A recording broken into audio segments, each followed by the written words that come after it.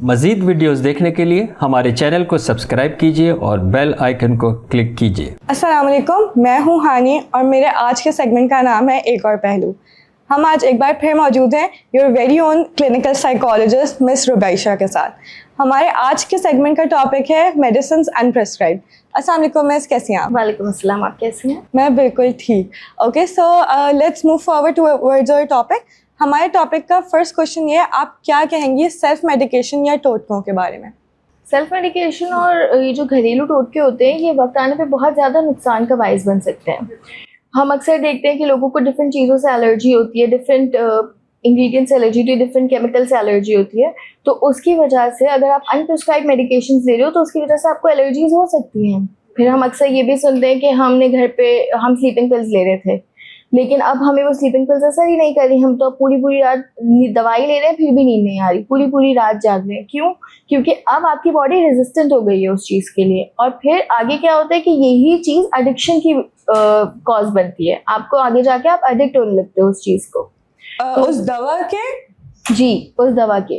क्योंकि फिर आपको वो दवा असर करने खत्म हो जाती है, फिर आपको और हायर डोजेस लेने पड़ते हैं, जिसकी वजह से एडिक्शन होती है। मैं आपसे ये पूछना चाहती थी कि सेल्फ मेडिकेशन के साइकोलॉजिकल क्या फैक्टर्स होते हैं? डिफरेंट साइकोलॉजिकल फैक्टर्स होते हैं। एक तो होता है हेल्थ एंग्जाइटी होती है। लोगों को लग रहा होता है कि हम बीमार हैं, हम ठीक नहीं है, हमें मुसलसल लोगों को हेल्थ एंग्जाइटी हो रही होती है। हमें सर दर्द है तो हमें कुछ हो जाएगा तो हम फ़ौरन से दवाई खा लेते हैं। अगर सर दर्द ज़्यादा बढ़ गया, कहीं और दर्द है, कुछ भी है, हाथ में दर्द हो रहा है तो हम दवाई ले लेते हैं और बढ़ जाएगा। इसके अलावा ये भी होता है कि लोगों को डॉक्टर्स के पास जाने से बहुत ज़्यादा मिसट्रस्ट होता है। नहीं, डॉक्टर के पास जाएंगे तो कुछ बड़ा हो जाएगा, डॉक्टर गलत इंजेक्शन लगा देगा, गलत दवाई दे देगा। आप खुद भले गलत दवाई ले लें, लेकिन डॉक्टर गलत दवाई ना दे, तो उनको ये चीज़ होती है। इसके अलावा कभी कभी ये भी होता है कि हमें पता नहीं होता कि कुछ इमोशनल कॉजेज होते हैं जिसकी वजह से आपको साइकोसोमेटिक कंप्लेंट्स आ रही होती है। जैसे कि हम देखें कि अगर कभी कोई स्ट्रेस होता है तो सर में दर्द होने लगता है। एज सच क्यों हो रहा है? वो साइकोसोमेटिक कंप्लेन है। आपको लोगों को वो समझ नहीं आ रही होती कि हम अपनी फैमिली इश्यूज की वजह से, अपनी पर्सनल लाइफ की वजह से परेशान है, इस वजह से सर दर्द हो रहा है। और वो क्या करते हैं कि बस एक जनरल सी कंडीशन समझ के दवाइयाँ ले रहे हो। लेकिन वो चीज़ ठीक तो फिर दवा से ही होती होगी ना? स्ट्रेस तो एक बार शुरू हो गया तो अगर आप स्ट्रेस फ्री भी हो जाए तभी वो दर्द तो शुरू हो ही चुका है ना। ये सिर्फ एक टेम्परेरी इलाज होता है। काफ़ी हद तक ये एक साइकोलॉजिकल इफेक्ट होता है, जिसको हम प्लेसिबो इफेक्ट भी कहते हैं। कि आपको लग रहा होता है कि हमने दवा खा ली, अब हम बेहतर हो जाएंगे, लेकिन क्या होता है कि एक्चुअली आप रूट कॉज को तो खत्म ही नहीं कर रहे। इमोशनल कॉजेज है ना रूट कॉज, तो फिर आप उसके ऊपर डील करते हो और फिर जाके आपको वो चीज़ बेहतर होती है। अच्छा, आप लोग किसी को कैसे आइडेंटिफाई करते हैं? आप लोगों को कैसे पता लगता है कि ये इंसान सेल्फ मेडिकेशन में इन्वॉल्व है? डिफरेंट रीजंस होते हैं। हम देखते हैं कि हम लोगों के पैटर्न्स देखते हैं कि क्या पैटर्न है। लाइक अक्सर होता है कि लोग डॉक्टर के पास नहीं जा रहे होते। क्यों? क्योंकि उनको घर के बहुत सारे काम हैं, उनको ऑफिस में बहुत सारी चीज़ें, हमें वहाँ नहीं जाना, हम डॉक्टर के पास नहीं जाएंगे। हम इन पैटर्न्स को ऑब्जर्व करते हैं और फिर हम देखते हैं कि वाकई ये बंदा सेल्फ मेडिकेशन की तरफ जा रहा है, जिसके बहुत एडवर्स इफेक्ट आ सकते हैं। अच्छा, तो थेरेपिस्ट क्या स्ट्रेटजीज अप्लाई करते हैं, क्या स्ट्रेटजीज यूज़ करते हैं जिससे ये चीज़ें रुक सकें? हम उनको साइको एजुकेट कर रहे होते हैं और हम उन्हें बता रहे होते हैं कि देखिए ये चीज़ है, आपकी ये इमोशनल कॉजेज हैं। हम उनको आइडेंटिफाई करवाते हैं, उन ट्रिगर्स को आइडेंटिफाई करवाते हैं और उन रूट कॉजेज के ऊपर काम करते हैं। सबसे पहला जो स्टेप होता है वो साइको एजुकेट करना होता है। बिकॉज अगर इंसान को पता ही नहीं है कि वो कहाँ पे गलतियाँ कर रहा है, क्यों ले रहा है मेडिकेशन, क्या कॉज है और वो क्या असर दे रही है, तो फिर वो सारी चीज़ें हम साइको एजुकेट करते हैं, कॉज एंड इफेक्ट, और फिर हम आइडेंटिफाई करवाते हैं। और जैसे कि ओवर दी काउंटर जो मेडिसिन मिल रही होती हैं, डू यू थिंक वो सेफ है? No, it's not safe. Even के पैरासिटामोल और पैनाडोल्स और ये जो बाकी के पैरासिटामोल्स होते हैं, अगर ये कंटिन्यूसली ली जाएं और एक हाई डोजेज में ली जाएं तो it can lead to liver failure as well, which can be very adverse and very serious for yourself. That's true. ये तो ज़ाहिर है, ये तो पता नहीं होता तो लोग इसलिए ले रहे होते हैं।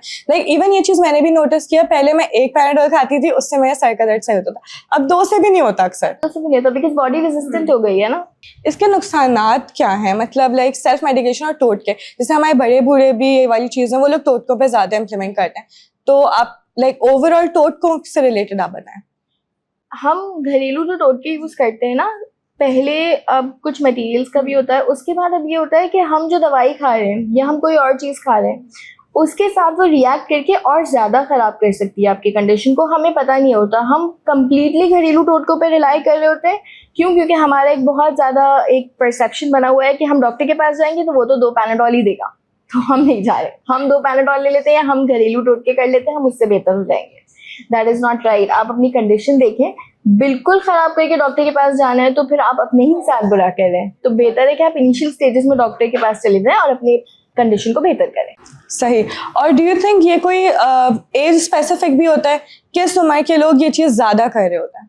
आई गेस कि ये सारी जो चीज़ें होती हैं वो जो हमारे बड़े लोग होते हैं, जो ओल्ड एज में होते हैं, वो ज़्यादा कर रहे होते हैं। वो वैसे ही बहुत रेजिस्टेंट होते हैं कि नहीं, हमें डॉक्टर के पास नहीं जाना, हम तो डॉक्टर के पास जाएंगे, वो 1 की 4 बताएंगे एंड एवरीथिंग।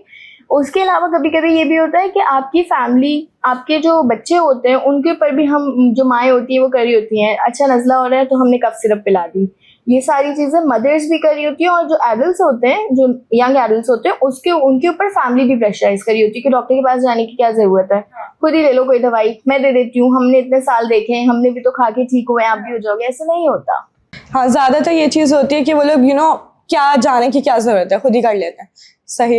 अच्छा, आप इससे रिलेटेड हमें कोई मैसेज देंगी, या आप अपने यंग एडल्ट्स के लिए कोई मैसेज? आई वुड से कि एक रिसर्च हुई थी जिसके अकॉर्डिंग पाकिस्तान में 61.3% अराउंड लोग थे जिन्होंने लास्ट ईयर सेल्फ मेडिकेशन के अंदर इन्वॉल्व हुए थे, और उसकी वजह से बहुत ज़्यादा एडवर्स इफेक्ट उन्होंने फेस किए थे। तो इट्स बेटर कि अपनी हेल्थ के साथ ना कॉम्प्रोमाइज़ करें, और ख़ुद से जो ये सारे आप एक्सपेरिमेंट्स करें अपनी ज़ात पे नहीं करें, बिकॉज एक टाइम होता है आप बेहतर हो सकते हैं, उसके बाद आप अपने आप को ख़राब कर रहे हो, अपनी प्रोग्नोसिस के चांसेस को कम कर रहे हो। तो बेहतर है कि आप लोग वक्त पे दवाई लें और वक्त पे बेहतर हो जाए, और डॉक्टर के पास ज़रूर जाएं। सही। Thank you so much miss Rubaisha, बहुत अच्छा लगा आपसे इस बारे में बात करके, और आई थिंक ये सभी जगह चल रहा है बहुत ज़्यादा। अगर आप लोगों को भी इससे रिलेटेड कोई भी और क्वेश्चंस हो, आप हमें DM कर सकते हैं, और please subscribe our channel, because obviously हमें और कैसे पता लगेगा कि आप हमें देख रहे हैं। So thank you so much, and will be back with a new topic. अल्लाह हाफिज़। मज़ीद वीडियोस देखने के लिए हमारे चैनल को सब्सक्राइब कीजिए और बेल आइकन को क्लिक कीजिए।